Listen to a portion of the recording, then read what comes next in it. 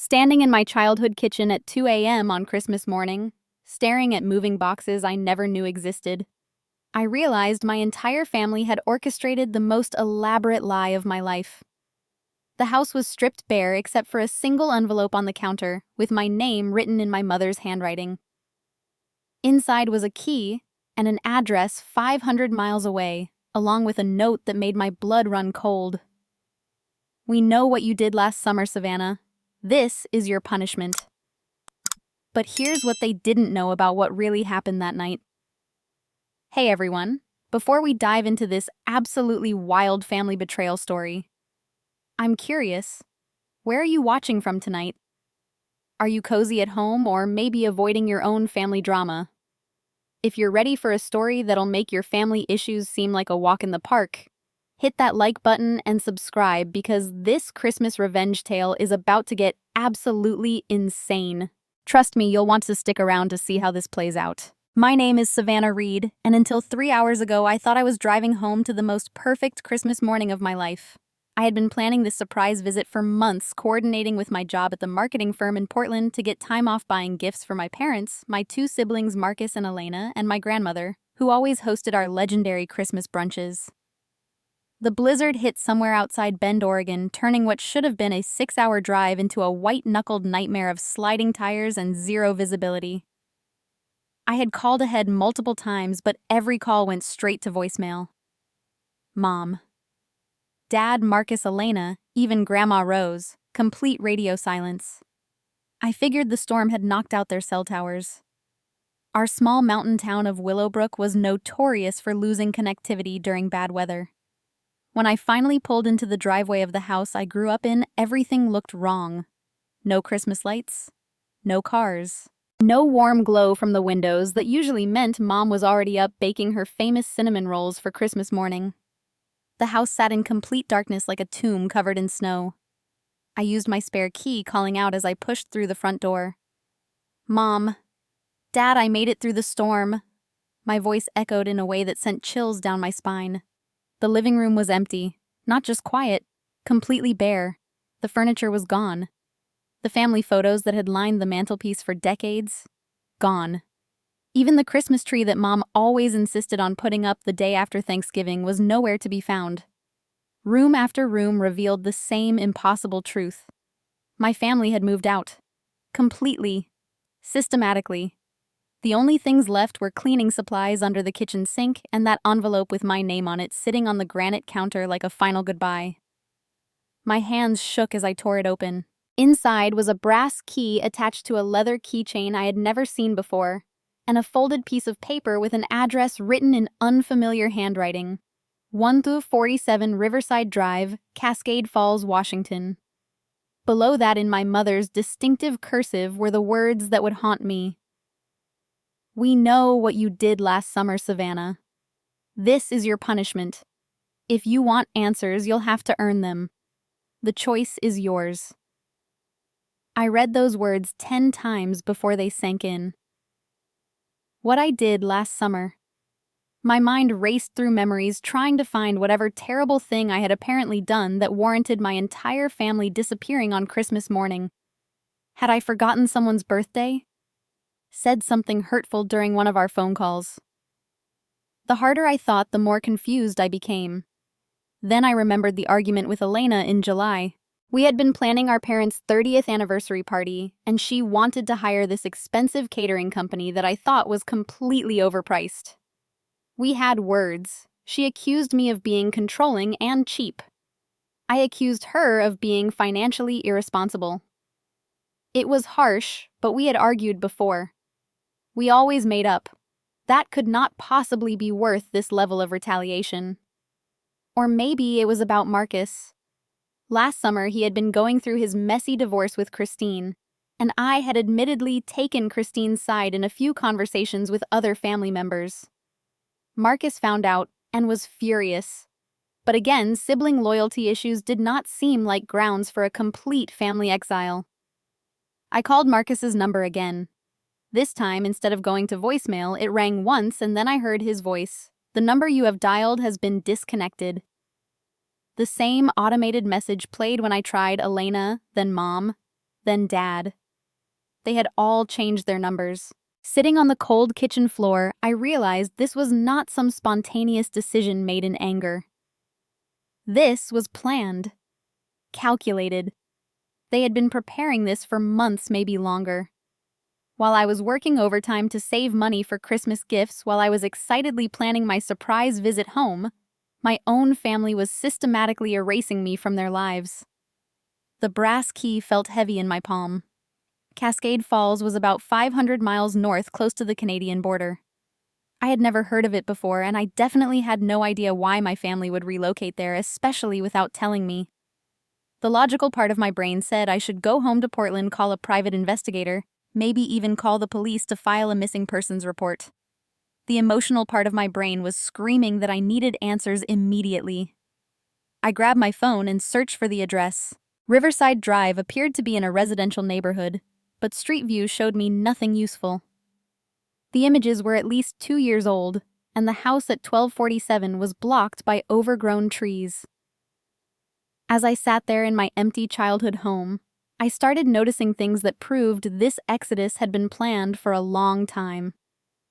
There were no dust outlines where furniture had been. The walls had been repainted recently. I could smell the faint chemical scent of fresh primer.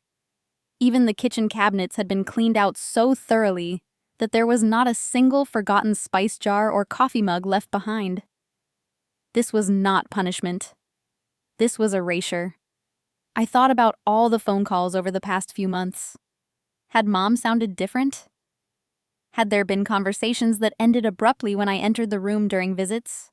I tried to remember, but everything seemed normal in retrospect. If anything, they had seemed more attentive than usual. Mom had called more frequently. Dad had been unusually interested in my work schedule and my apartment lease situation. Now I understood why. They were gathering intelligence. They wanted to make sure I would be in Portland safely out of the way when they executed their plan. The wind howled outside, rattling the empty windows. I had two choices: drive back to Portland through the blizzard and try to rebuild my life without understanding why I had lost my family, or drive 500 miles north into the unknown to face whatever truth was waiting for me in Cascade Falls. I looked at that brass key one more time. Whatever I had done, whatever they thought I had done, I deserved to know.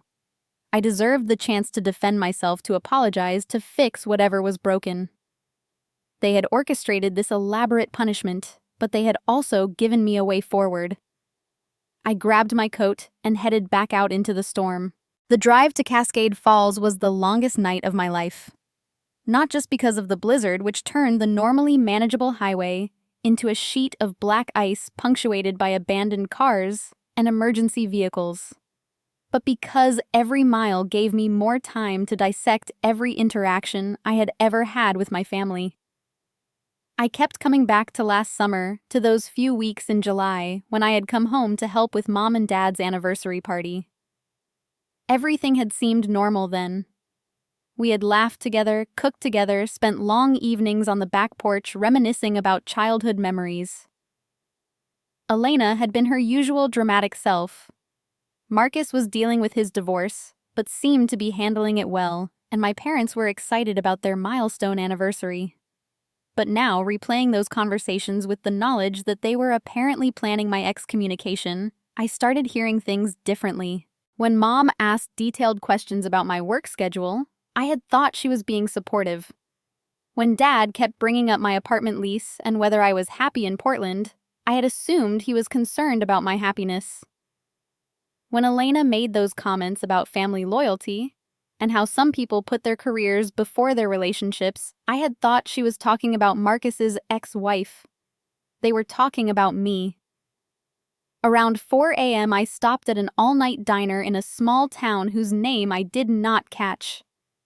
The waitress looked at me like I was insane when I told her I was driving to Cascade Falls in this weather, but she filled my thermos with coffee and gave me directions to the most direct route. More importantly, she gave me her phone charger when she noticed mine was dying. "Honey," she said as I paid for my coffee and a stale sandwich, "whatever's waiting for you up there, make sure it's worth risking your life in this storm." I wanted to tell her that I did not have a choice, that my entire family had vanished and left me with nothing but questions and a brass key. But instead, I just nodded and headed back into the whiteout conditions. The closer I got to Cascade Falls, the more my anxiety transformed into something else: determination. Whatever they thought I had done, whatever crime they believed I was guilty of, I was going to face it head on. I was tired of being kept in the dark, tired of feeling like there was some family secret that everyone knew except me. Because the more I thought about it, the more I realized there had always been whispered conversations that stopped when I entered the room. There had always been looks exchanged between my parents that I could not interpret. There had always been a sense that I was somehow different from Marcus and Elena, though I could never put my finger on why. Elena and Marcus looked exactly like younger versions of our parents.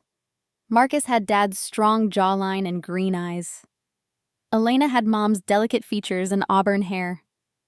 I had always been told I looked like Great Aunt Lillian, Mom's sister, who had died when I was young, which explained why my hair was darker and my eyes were brown instead of green. But now I wondered if those explanations had been carefully constructed lies. I arrived in Cascade Falls just as the sun was coming up on Christmas morning. The storm had finally broken, leaving behind a pristine blanket of snow that made the small town look like a postcard. Riverside Drive was exactly what I had expected from a middle-class neighborhood in the Pacific Northwest. Well-maintained houses with large yards, mature trees, and the kind of quiet that only comes with fresh snow. Number 1247 was a modest two-story house painted sage green with white trim. There were no cars in the driveway, but there was smoke coming from the chimney, which meant someone was definitely home. I sat in my car for 10 minutes, gathering courage and trying to imagine what I would find inside. The brass key fit perfectly in the front door lock. Inside, I could hear voices coming from what sounded like the kitchen. Familiar voices that made my heart race with relief and anger simultaneously. My family was here. They were safe. And they were about to get a very unexpected Christmas morning surprise. I followed the sound of conversation down a hallway lined with photographs that made me stop dead in my tracks. They were family photos, decades of family photos, but I was not in a single one.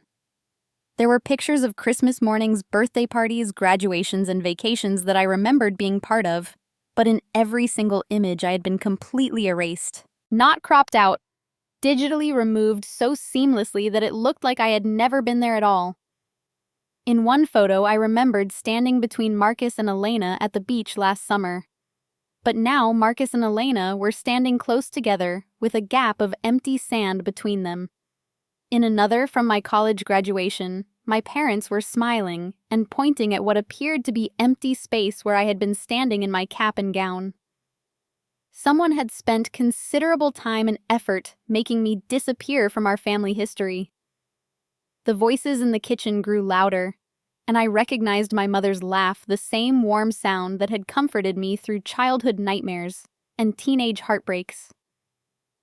But now it felt like a betrayal, like she was laughing at my expense. I reached the kitchen doorway and saw them all gathered around a large dining table, eating what looked like Christmas brunch. Mom, Dad, Marcus, Elena, and Grandma Rose all dressed nicely as if this were any normal Christmas morning. There were even presents piled under a small tree in the corner of the room. They had replaced their Christmas with me with a Christmas without me, and they looked perfectly happy. Elena saw me first. Her fork clattered to her plate and she went completely pale. "Oh my God," she whispered. One by one, they all turned to look at me standing in the doorway, and the expressions on their faces told me everything I needed to know. This was not surprise. This was not relief that I was safe after driving through a blizzard. This was fear-guilt, and something else I could not quite identify. "Hello, family," I said, my voice steadier than I felt. "Merry Christmas, I got your invitation." The silence that followed my entrance into that kitchen was deafening. No one moved. No one spoke.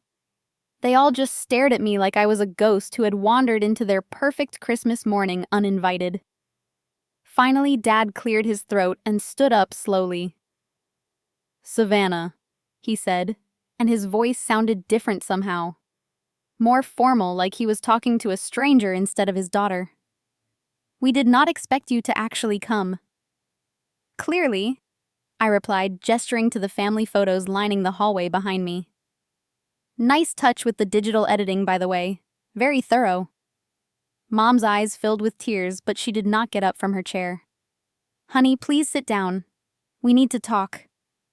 Now you want to talk? I felt my voice rising despite my efforts to stay calm. After months of planning this elaborate disappearing act, after making me drive 500 miles through a blizzard to find you, after erasing me from every family photo like I never existed, Marcus stood up and moved toward me, his hands raised in a peacekeeping gesture. Savannah, please, just let us explain. Explain what exactly? I demanded. Explain why you all decided I was such a terrible person that you needed to stage your own deaths rather than just tell me what I did wrong. Explain why you changed all your phone numbers and moved to a different state without telling me. Or maybe you want to explain that note about how you know what I did last summer, because I have been racking my brain for hours and I honestly have no idea what you are talking about. Elena finally spoke up, her voice barely above a whisper. It was not last summer, Savannah. It was 26 years ago. The room started spinning. 26 years ago would have been when I was born. What could a newborn baby possibly do that would warrant this level of family destruction? I think you need to sit down, Grandma Rose said gently. And for the first time since entering the house, someone was talking to me like they actually cared about my well-being. I remained standing. No, I think I need answers. Right now. Dad walked over to a cabinet and pulled out a manila folder that looked like it had been handled many times. Savannah, what we are about to tell you is going to be very difficult to hear. More difficult than discovering my entire family faked their deaths to get away from me, I shot back. Yes, Mom said quietly. Much more difficult. Dad opened the folder and pulled out what looked like legal documents. 26 years ago, your mother and I were trying to have another baby. We had been trying for 3 years after Marcus was born with no success. We were considering adoption when we got a call from a social worker about a baby girl who needed placement. My legs felt weak, but I refused to sit down. What are you saying? The baby had been born to a teenage mother who could not care for her, Dad continued. The biological father was unknown. The mother had specifically requested a closed adoption with a family that already had children. Elena was crying now, tears streaming down her face. Savannah, we never meant for you to find out like this. Find out what? But even as I asked the question, I knew what they were going to say. The pieces were falling into place with horrible clarity. You are not our biological daughter, Mom said, her voice breaking. We adopted you when you were 3 days old. The world tilted on its axis. Everything I had ever believed about myself, about my place in this family, about my identity, crumbled in an instant. But this still did not explain the elaborate punishment scenario they had created. Okay, I said, surprising myself with how steady my voice sounded. So I am adopted. That is not exactly a crime that warrants this level of retaliation. Plenty of families have adopted children who are loved and accepted just like biological children. This does not explain why you all disappeared without telling me why you erased me from family photos, why you made me think I was a terrible person who had done something unforgivable. Marcus and Elena exchanged a look that made my stomach drop. There is more, Marcus said quietly. Dad pulled out another set of documents from the folder. 6 months ago, we were contacted by someone claiming to be your biological mother. My heart stopped. What? She had hired a private investigator to find you, Mom continued. Apparently, she had been searching for you for years. When she finally tracked you down, she also discovered some information about our family that we had never told you. What kind of information? Elena took a shaky breath. Savannah, the reason we were able to afford this house, the reason Dad was able to start his business, the reason we always seemed to have more money than other families in our neighborhood, it was because of the adoption. I felt like I was drowning. What do you mean? Your biological mother came from a very wealthy family, Dad said, looking anywhere but at my face. When she placed you for adoption, her parents made a substantial financial contribution to ensure you would be placed with a good family. How substantial? I asked, though I was not sure I wanted to know. $200,000, Mom whispered, with the understanding that we would never contact them and never tell you about the adoption unless you specifically asked. The room was spinning again. My entire childhood, my college education, the family vacations I remembered so fondly, all of it had been funded by what was essentially payment for taking me in. But that is still not the worst part, Elena said, and I could not imagine what could possibly be worse than what I had already learned. Marcus pulled out his phone and showed me a screenshot of what looked like a social media post. Your biological mother did not just find you, Savannah. She found our family, and she started investigating how we had used the money her parents gave us. I looked at the screenshot. It was a Facebook post from someone named Catherine Mills dated 3 weeks ago, looking for information about the Reed family of Willowbrook, Oregon. 26 years ago, they adopted a baby girl and received a substantial financial settlement to ensure her well-being. I have reason to believe the money was not used as intended. Please share if you have any information about this family. She has been posting about us on social media for weeks, Elena continued. She has contacted our neighbors, Dad's business associates, even people we went to church with. She is trying to build a case that we somehow defrauded her family by taking the money and not providing you with the life they intended. I looked around the modest kitchen thinking about the middle-class lifestyle my family had always lived. But you did provide me with a good life.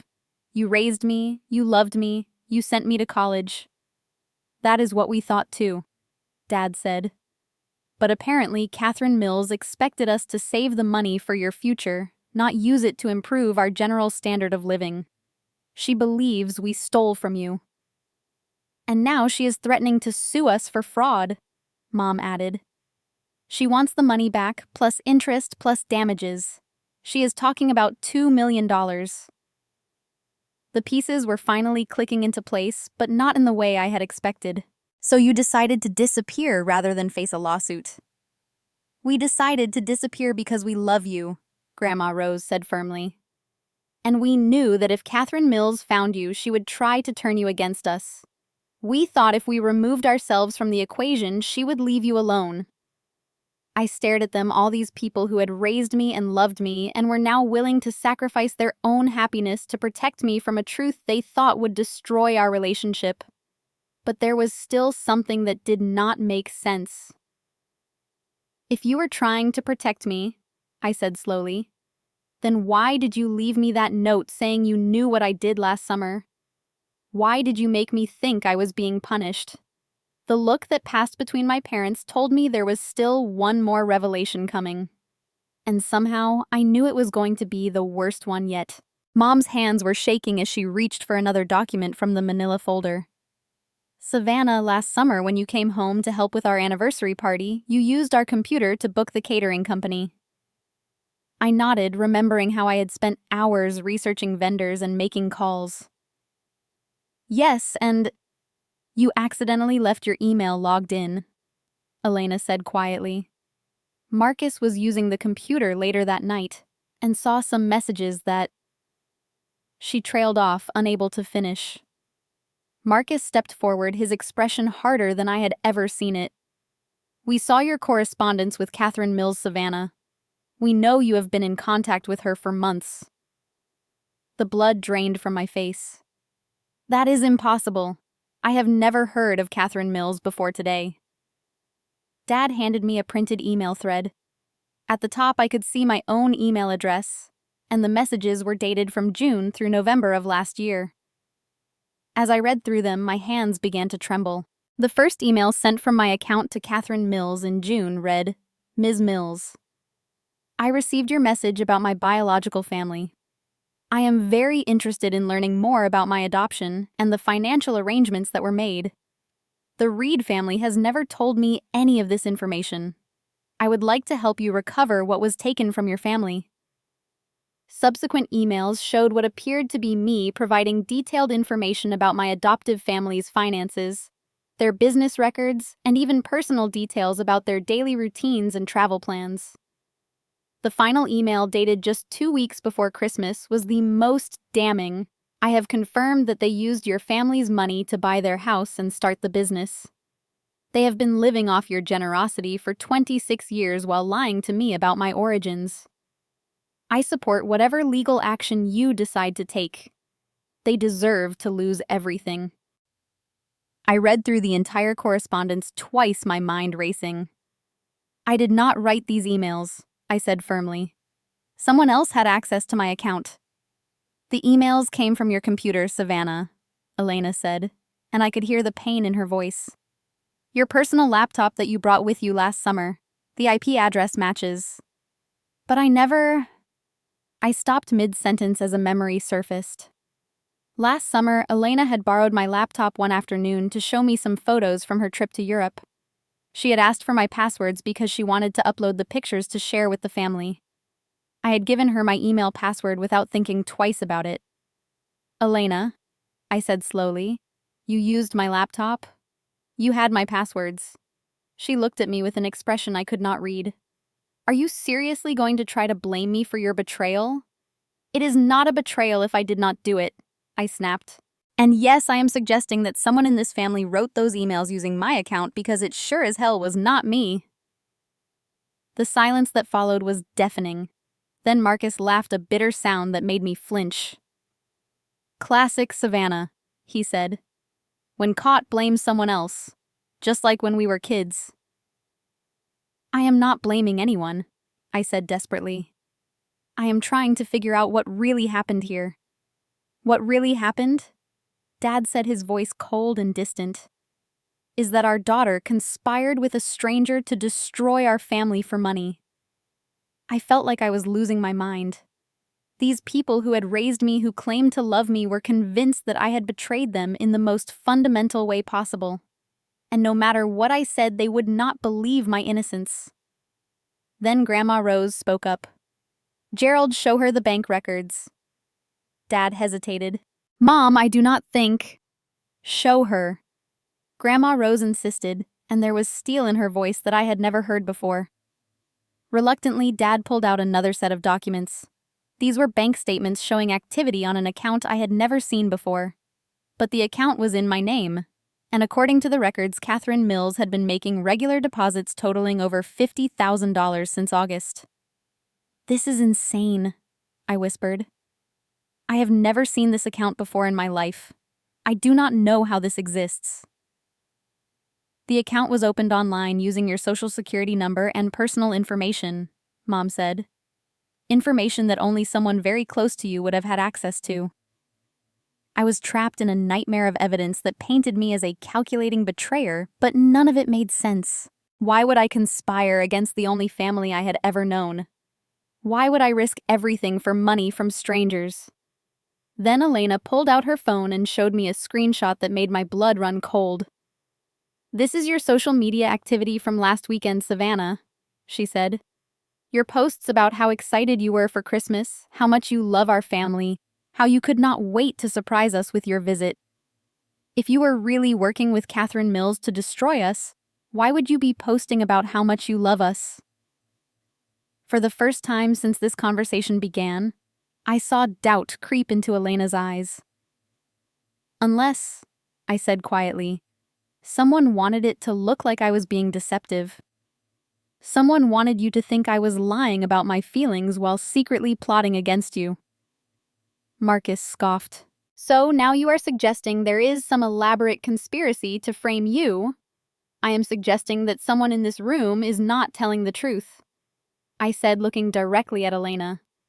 And since I know it is not me, and I do not believe Mom and Dad would go to these lengths to frame their own daughter that leaves you and Marcus.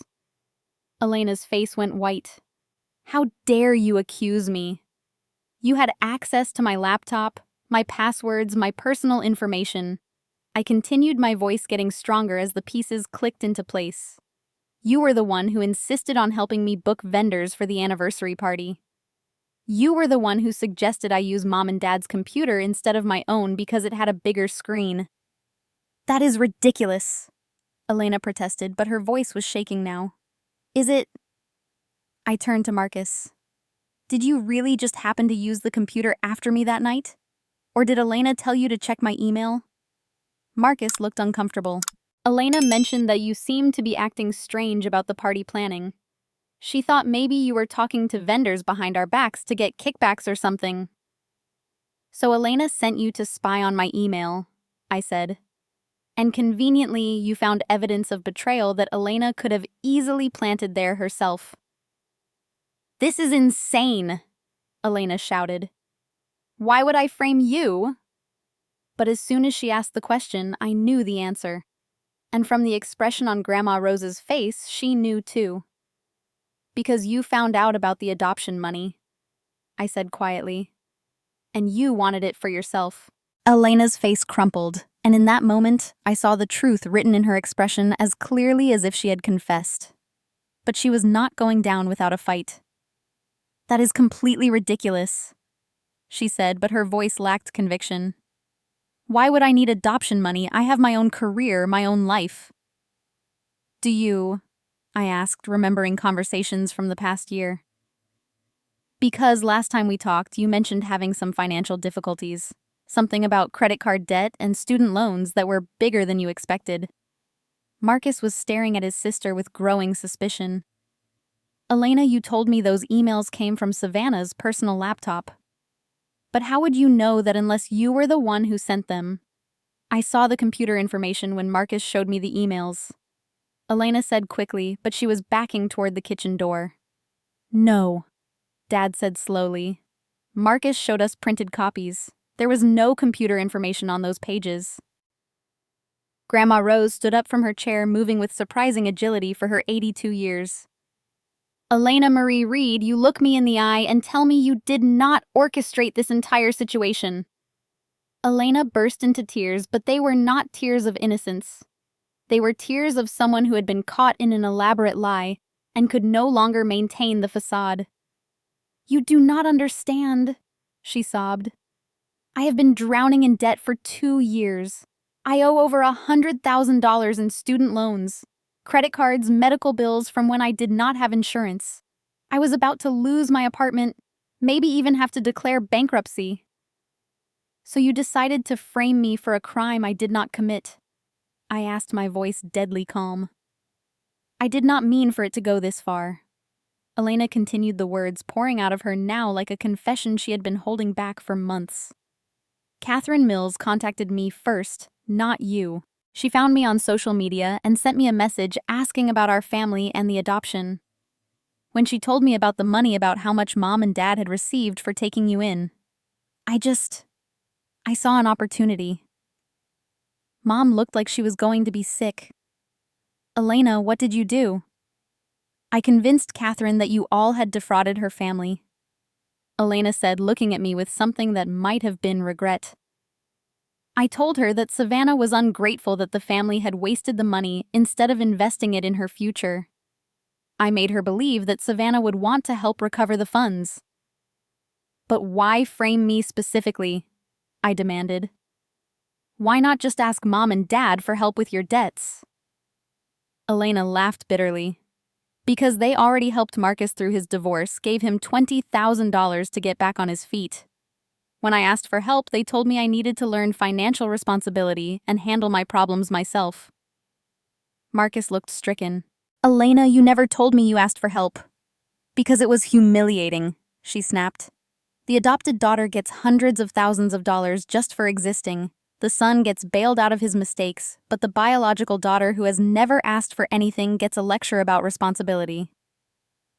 The jealousy in her voice was palpable, and suddenly I understood the depth of resentment she had been harboring. This was not just about money. This was about years of feeling like she was somehow less important than her adopted sister and her troubled brother. So you created fake emails using my account, I said, convinced Catherine Mills that I was collaborating with her, and then made sure Marcus would find the evidence. I thought Catherine would just sue Mom and Dad, Elena said defensively. I thought there would be some kind of settlement, and maybe some of that money would end up helping me too. I never intended for the whole family to disappear and leave you behind. But that is exactly what happened, I said. You convinced our parents that their adopted daughter was so ungrateful and greedy that she was willing to destroy their lives for money. You made them believe that everything they had done for me, all the love they had given me, meant nothing. Elena was sobbing harder now. I know it got out of hand. When Mom and Dad decided to move away and cut contact with you, I tried to talk them out of it. But they were so hurt, so betrayed. They thought you hated them. And you let them believe it. Dad said, his voice hollow. You watched us pack up our entire lives, watched your mother cry herself to sleep for weeks, watched us plan to spend Christmas without one of our children, and you said nothing. I was scared, Elena whispered. If I told the truth, you would all hate me. At least this way you just hated Savannah, and maybe eventually you would forgive her and invite her back. The casualness with which she discussed destroying my relationship with our parents was breathtaking. This was not a momentary lapse in judgment. This was calculated emotional manipulation that had torn apart our entire family. What about the bank account? I asked. How did Catherine Mills end up depositing money into an account with my name on it? Elena wiped her nose with a tissue. I opened that account using your information. I told Catherine that you wanted the payments to go into a separate account so Mom and Dad would not find out about your collaboration. She thought she was paying you for information about the family finances. You committed identity theft, I said, stunned by the scope of her deception. You opened bank accounts in my name and accepted money under false pretenses. I was going to pay it back, Elena said weakly. With what money? Marcus demanded. You just told us you are drowning in debt. Elena had no answer for that. The truth was becoming clear to all of us. She had not planned to pay anything back. She had intended to let me take the blame for everything, while she quietly accessed the funds and paid off her debts. Grandma Rose, who had been silent through most of Elena's confession, finally spoke.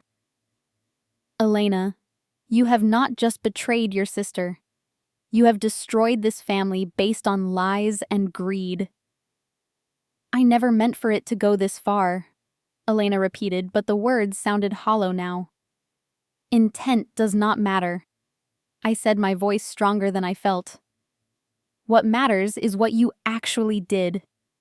You framed me for a crime, stole my identity, took money under false pretenses, and convinced our parents that I was such a terrible person that they needed to fake their deaths to escape me.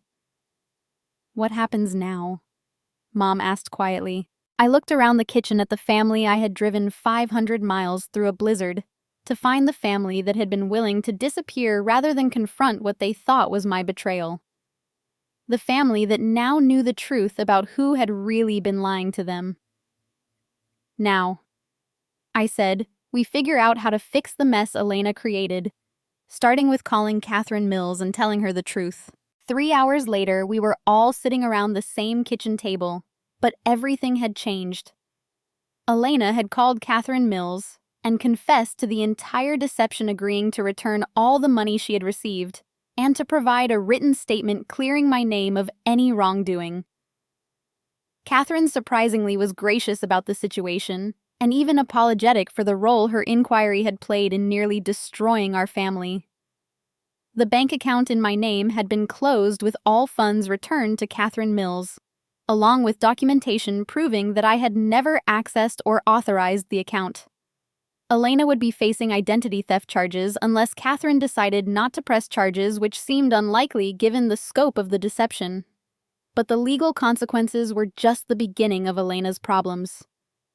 I think you need to move out of this house, Dad said quietly to Elena. What you did to your sister, to all of us, is unforgivable. Where am I supposed to go? Elena asked, her voice small and defeated. That is something you should have thought about before you decided to frame your sister for fraud. Mom replied, her voice harder than I had ever heard it. Marcus had been mostly silent since Elena's confession, but now he spoke up. I can help you find a place, Elena, but I cannot have someone in my life who is capable of this level of manipulation. Not after what Christine put me through.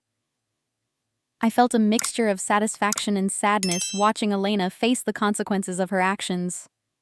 This was justice, but it was also the complete destruction of our family dynamic. Nothing would ever be the same between us. "Savannah," Mom said, turning to me with tears in her eyes. "I do not know how to begin apologizing for what we put you through. We should have trusted you. We should have asked you directly instead of assuming the worst." "You had evidence," I said, though the hurt was still raw. "Emails from my account bank records with my name on them. It looked convincing." "But we knew you," Dad said firmly. "We raised you. We should have known that you would never betray us like that, no matter how convincing the evidence looked." Grandma Rose reached over and took my hand. "Your parents made a mistake, but it came from a place of pain, not malice. Elena's actions came from a place of greed and jealousy. There is a difference." I nodded, understanding what she was trying to tell me. Forgiveness would be possible with my parents, but it would take time. With Elena, I was not sure forgiveness would ever be possible. "I want to meet Catherine Mills," I said suddenly. "My biological mother. After all of this, I think I deserve to know where I really came from." Mom and Dad exchanged a look, and I could see the fear in their eyes. They were afraid that meeting my biological family would somehow diminish their role in my life. "I am not looking for replacement parents," I clarified. "You two are my real parents, the ones who raised me and loved me and worried about me for 26 years. But I think I need to understand the other half of my story." "We understand," Mom said, though I could see how much it cost her to say those words. "And we will support whatever relationship you want to have with her." Over the next few hours, we called Catherine Mills back and arranged a meeting for the following week. She lived in Seattle, which was only a few hours' drive from Cascade Falls. She was excited to meet me, and grateful that the truth had finally come out about Elena's deception. We also made plans for the family's return to Willowbrook. The house had been rented, not sold, which meant they could move back relatively easily. Elena would not be coming with them. She would be staying in Washington, hopefully to face the consequences of her actions and figure out how to rebuild her life without the safety net of family support. As the day wore on, I found myself feeling something I had not expected: relief. Not just because the truth had come out, but because I finally understood why I had always felt slightly out of place in our family. It was not because I was adopted. It was because one member of our family had been harboring resentment and jealousy for years, creating an undercurrent of tension that I could sense but never identify. "You know what the strangest part of all this is?" I said as we sat around the table eating leftover Christmas dinner. "If Elena had just asked for help with her debts, we probably would have found a way to help her." "Of course we would have," Dad said immediately. "She is our daughter. We love her. But what she did—" He shook his head. "What she did was try to destroy another daughter to solve her problems." I finished. "And that is something I am not sure I can forgive." Marcus nodded in agreement. "I keep thinking about all the nights I could not sleep believing that my sister hated our family enough to conspire against us. The guilt I felt for defending you over the years, wondering if I had missed signs that you were capable of this kind of betrayal." "Well, you did not miss any signs," I said with a weak smile, "because they never existed." As the sun started to set on what had to be the strangest Christmas day of my life, I realized that despite everything that had happened, I felt hopeful for the first time in months. My family was not perfect, and we would all need therapy to work through the trauma Elena had caused. But we were still a family. We had survived her attempt to destroy us from within. Elena packed her belongings that evening and left for a hotel in town. She would be driving back to Portland the next day to face whatever legal consequences awaited her. Before she left, she tried one more time to apologize. "Savannah, I know you will probably never forgive me, but I want you to know that I really am sorry. I never meant for it to go this far." I looked at her, this person who had shared a childhood with me, who I had trusted completely, who had been willing to destroy my life to solve her financial problems.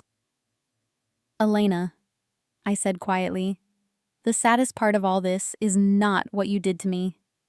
It is what you did to yourself.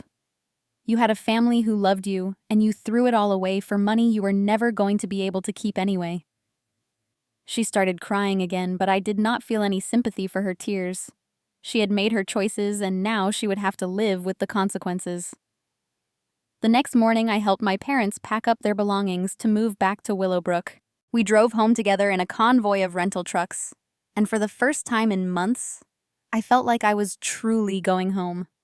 Have you ever discovered that someone you trusted completely was living a lie that nearly destroyed your life? How do you rebuild relationships after betrayal?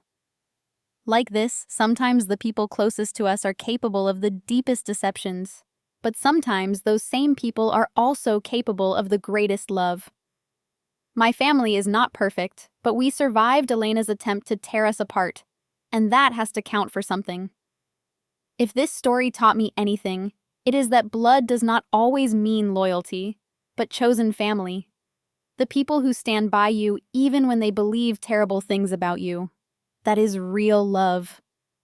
Thank you for listening to my family revenge story, and I hope it reminds you to cherish the people who would drive through a blizzard for you, even when everything seems lost. Drop a comment below and let me know. Have you ever had a family member betray you like this? How did you handle it? Hit that like button. If you believe in karma, catching up to people who try to destroy their families. Subscribe for more real-life drama stories and share this with anyone who needs a reminder that the truth always comes out in the end. Life has a way of serving justice when we least expect it, and sometimes the best revenge is just living authentically while the manipulators expose themselves.